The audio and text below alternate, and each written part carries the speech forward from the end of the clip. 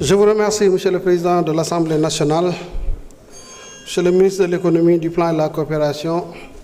Madame la Secrétaire d'État chargée des relations avec les institutions, Mesdames, Messieurs, honorables députés. Permettez-moi de féliciter et de remercier mon ami et collègue Abdourahmane Sarr, ministre de l'Économie, du Plan et de la Coopération,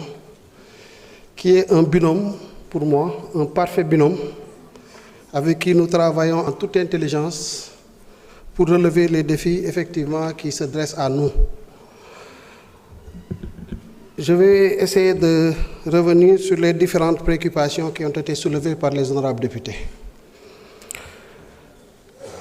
Je suis un tout petit peu désolé. Désolé du fait que parfois j'ai l'impression qu'on marche en reculant, qu'on se répète. Mais je me console du fait que peut-être la répétition est souvent pédagogique et qu'il est important, malgré tout, d'insister autant que possible, autant de fois que nécessaire, pour que nous ayons la même compréhension de la situation. Je pense que c'est une question fondamentale et je prie le Seigneur pour qu'à l'issue de cette rencontre-là, quand même, de cette explication, que définitivement sur certaines préoccupations,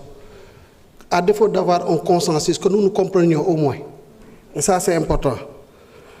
Alors, il faut ñu dellu si waat ci situation réew mi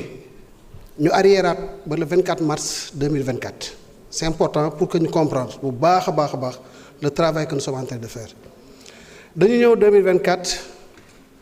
ñu am président de la République bu ñu fal mu ñëw def prestation de serment le 2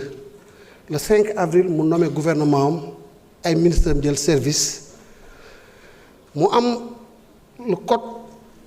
de transparence dans la gestion des finances publiques loi 2012-22 du 27 décembre 2012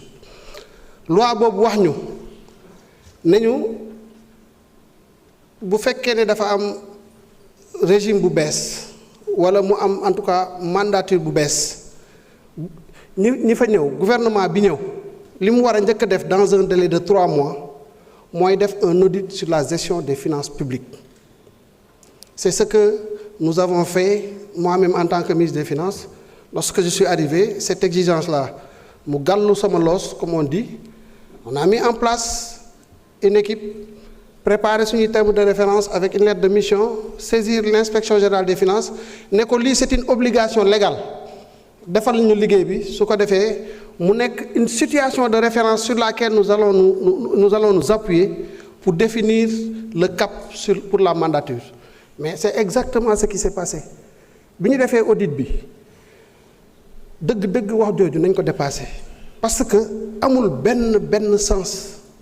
Dañu def audit bi, la réalité est là, c'est que nous avons trouvé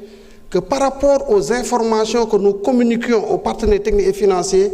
au Fonds monétaire, notamment dans le cadre d'un programme que nous avons signé, mais il y a écart de données, c'est clair. L'audit a révélé que de 74% de statistiques communiquées au Fonds, nous sommes à 84%, 83, quelque chose pour cent. Loolu la Inspection générale des finances génne woon. Et je rappelle que le travail qui est fait, un audit repose sur des échantillons maanaam doo ñëw jël situation bi yëpp périmètre yëpp parce que 3 mois mënoo ci def liggéey boobu mais quand tu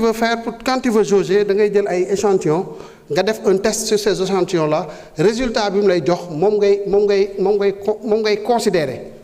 mais pour les finances publiques quand tu as des écarts comme ça responsabilité bi nga am mooy nga approfondir nga ne attention nous parlons de sujets importants dès lors que les échantillons ont révélé cela ces manquements là j'ai l'obligation d'aller en profondeur et d'approfondir la question loolu moo tax